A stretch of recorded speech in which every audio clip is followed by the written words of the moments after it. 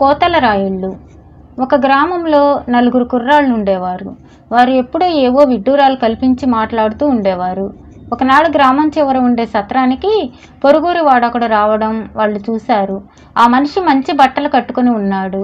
ఆ బట్టలు కాజేయాలనే నలుగురు కోతల రాయుళ్లకు కోరిక కలిగింది. అందుకోసం వాళ్ళు సత్రానికి వెళ్ళి పొరుగురి వాడిని పలకరించి అది ఇది మాట్లాడారు. చివరకు కోతల రాయుళ్లలో ఒకడు, ఒక చిన్న పందెం వేసుకుందాం, ఒక్కొక్కడు తనకు కలిగిన వింత అనుభవాన్ని చెప్పాలి. వినేవాళ్లలో ఎవడైనా ఆ అనుభవాన్ని నమ్మకపోతే నమ్మని వాడు కథ చెప్పిన వాడికి దాసుడైపోవాలి అన్నాడు. ఇందుకు పొరుగురి వాడు కూడా ఒప్పుకున్నాడు. కోతల రాయుళ్ళు సంతోషించారు. ఎందుకంటే వాళ్ళు చెప్పే కథలు ఎవరికీ నమ్మశక్యంగా ఉండవు. పొరుగురి వాడు తప్పక దొరికిపోతాడు అని కోతల రాయుళ్ళ నమ్మకం. మొదటివాడు తన కథ ఇలా చెప్పాడు. మా అమ్మ నన్ను కడుపుతూ ఉండి మా ఇంటికి ఎదురుగా ఉన్న నేరేడు చెట్టు పళ్ళు తినాలని ఉన్నదని మా నాన్నతో చెప్పింది. అంత ఎత్తు చెట్టు తాను ఎక్కలేనని మా నాన్న అన్నాడు. మా అన్నలను అడిగితే వాళ్ళు అలాగే చెప్పారు. నాకు జాలి వేసి మా అమ్మ కడుపులో నుంచి బయటకు వచ్చి నేరేడు చెట్టుకి పళ్ళన్నీ కోసి తెచ్చి వంట ఇంట్లో దాచిపెట్టాను. తర్వాత ఏమీ ఎరగనట్టు మళ్ళీ మా అమ్మ కడుపులో దూరాను. తర్వాత మా అమ్మ తనకు కావలసినన్ని తిని మిగతావి ఊరంతా పంచిపెట్టి అప్పటికి మిగిలిన పళ్ళు ఇంటి ముందు పారేస్తే అవి ఇల్లంత ఎత్తు గుట్టయి వీధిలో నుంచి ఇళ్ళు కనపడకుండా పోయింది. ఈ కథ చెప్పి కోతల రాయుడు పొరుగురి వాడికేసి చూశాడు. పొరుగురి వాడు తన కథ నమ్మినట్లుగా తల ఆడించాడు. మిగిలిన ముగ్గురు కోతల రాయుళ్ళు తలలు ఆడించారు. అప్పుడు రెండో వాడు ఈ విధంగా కథ చెప్పాడు. నేను వారం రోజుల వయసు వాడినై ఉండగా అడవికి షికారుకు వెళ్ళాను. అక్కడ ఒక చింత చెట్టు కనిపించింది. దాని నిండా పండిన చింతకాయలు ఉన్నాయి.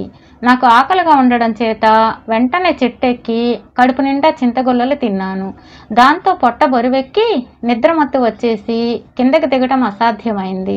అందుకని నేను ఊళ్ళోకి వెళ్ళి ఒక నిచ్చెన పట్టుకొచ్చి చింత చెట్టుకు వేసి దాని మీదుగా దిగి వచ్చాను.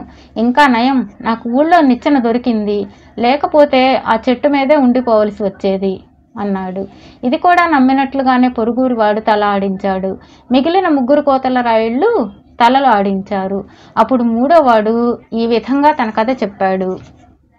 నేను మంచి కుర్ర వయసులో ఒకనాడు కుందేలు లాంటిది కనిపిస్తే దాని వెంట పడ్డాను. అది కాస్త ఒక పొదలో దూరింది. దాని వెనుకగా నేను కూడా పొదలో దూరి చూతును కదా, అదొక పెద్ద పులి. అది నన్ను మింగాలన్న ఉద్దేశంతో నోరు తెరిచింది. నన్ను మింగడం అన్యాయమని, అది కుందేలనే పొరపాటుతో దాన్ని తరిమానని మంచిగా చెప్పి చూశాను. అది నా మాట వినిపించుకోక నోరు తెరిచి నా పైకి వచ్చింది. నాకు చిరాకెత్తి ఎడమ చేత్తో దాన్ని పైదవడ పట్టుకొని పైకి ఒక్క గుంజు గుంజాను. ఆ దెబ్బతో పులి రెండుగా విరిగి చచ్చూరుకుంది. ఈ కథ కూడా తాను నమ్మినట్లే పొరుగురి వాడు తల ఆడించాడు. మిగిలిన ముగ్గురు కూడా తలలు ఆడించారు. అప్పుడు నాలుగో వాడు తన కథ ఇలా చెప్పాడు.